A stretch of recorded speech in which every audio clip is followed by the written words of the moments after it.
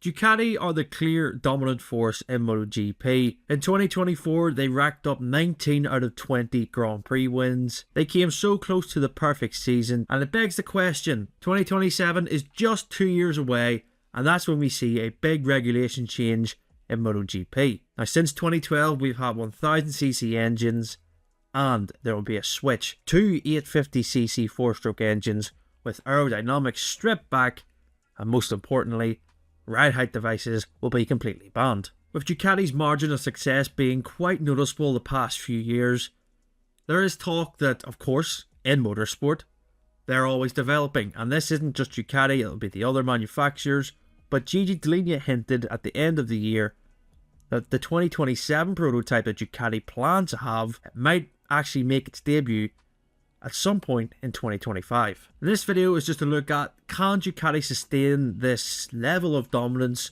even into the new era, as they have such a clear advantage in the current set of regulations?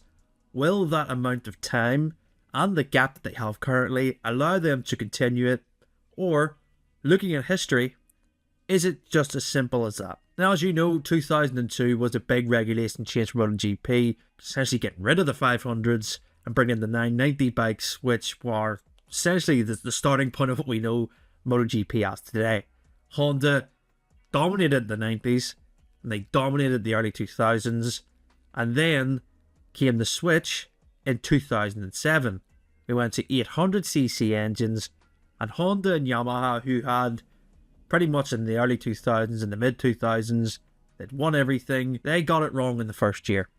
And Ducati got it right. Now, some say Ducati's bike maybe wasn't the best, but they had the best rider on it for that time, which was Casey Stoner. And then when the 800cc regulations really took shape, Honda and Yamaha caught up and they became the lead. Again, a lot of different factors go into that sort of era, as you have different tyres. You have Michelin versus Bridgestone. It's different now because we're all on Michelin tyres, same electronics.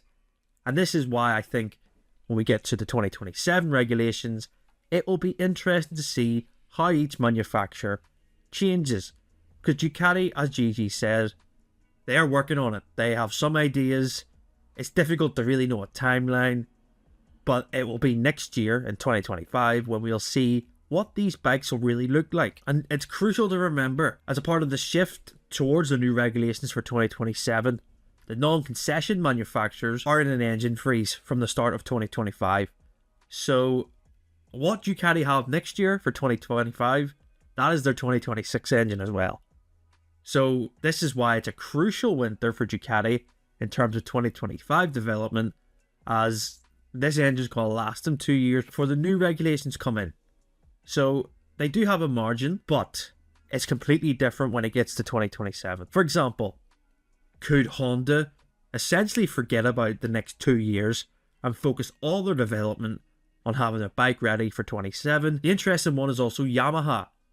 Now, Yamaha have said that the future of their MotoGP project could look slightly different as they're developing a V4 engine. If you developed a V4 engine and introduced it in 2026, it's going to be a V4 1000, not a V4 850. It's going to just be 1 year and then it'll change to an 850cc. That is the plan that Yamaha are going down. And we have KTM, of course, who financially, as you may know, they're in a really tricky spot.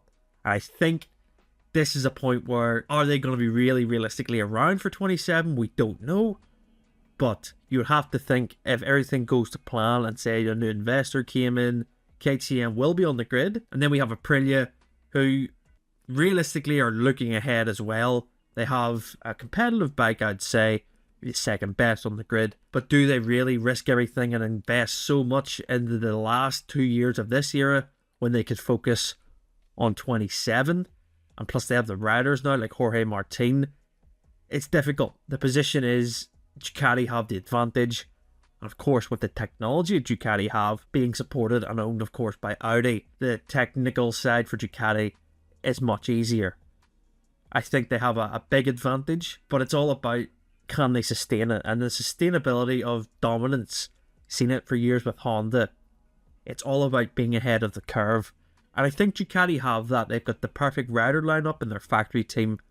with Marc Marquez and Pecco Bagnaia. You would imagine if it goes really well for the next 2 years, that'll be their lineup for the start of the new era.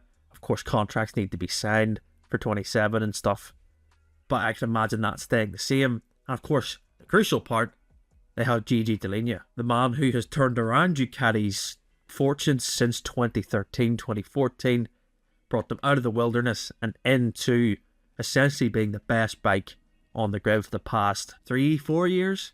And now they're getting all the reward from that. It's not the time for Ducati to be complacent and think that the advantages they have is so big that it can allow them to relax. I don't think Gigi thinks that way. I don't think the engineers think that way. I think there is something that they know with the regulations that are coming, it's going to change the face of MotoGP massively in terms of the track action. It's going to be completely different than what we have now. Like I say, ride-out devices are banned, aerodynamics are stripped back, new engine characteristic in an 850. It won't be like the 800 era, which, frankly, they were horrible machines. I hated watching them. They were so high revving. They weren't great. They were terrible for racing. And I think it'll be a better thing for MotoGP when we change to these regulations to get rid of the ride-height devices and, of course, streamlining the aerodynamics, which should, in theory, allow for better racing and more overtakes. I think that's what every fan wants. But what do you think? Let us know in the comments below. Do you think Ducati can sustain this dominance of moving into the new era? And can they make it a seamless transition? Be interested to know your thoughts. As, like I say, half a season, half a year really, we'll probably see the first prototypes being rolled out for testing, which will be quite exciting, I imagine, for many of you watching, because a new regulation change in any sport, whether it's F1, MotoGP, it presents a lot of unknowns and you usually get sometimes unpredictable results. And I think that's what everyone loves about sport, and in particular motorsport. Like I say, if you enjoyed this video, make sure to subscribe to the YouTube channel. Also like the video and check out our podcast that we've done with Frankie Carcetti. We spoke about his 2024 season with Marc Marquez. It's a very good listen and watch. But until next time, we'll see you then.